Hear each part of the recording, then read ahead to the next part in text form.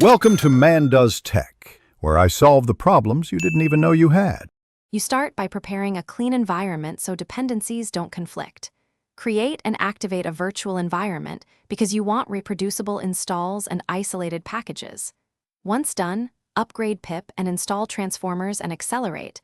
These are essential for model loading and distributed execution. Make sure you choose Python 3, 10, or newer for binary compatibility. If you plan to use GPU, check CUDA compatibility now so you install Torch matching your CUDA version. This avoids reinstalling later and broken GPU acceleration. Next, you download and load a specific model and tokenizer so you can run inference locally.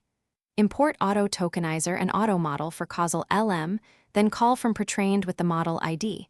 This fetches weights and config. Once loaded, move the model to your target device. CUDA for GPU, CPU if no GPU. If memory is tight, use load an 8-bit or device map equals auto via accelerate to shard weights. These choices cut memory and improve throughput.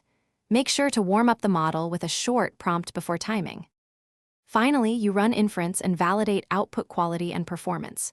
Tokenize input, call model.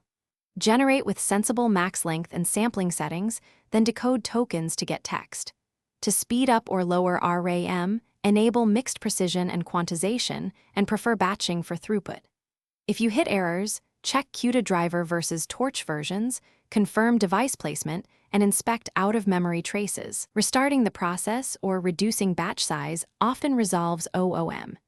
If loading fails, re-download the model cache and verify disk space. Thanks for watching. If you found this helpful, don't forget to like and subscribe.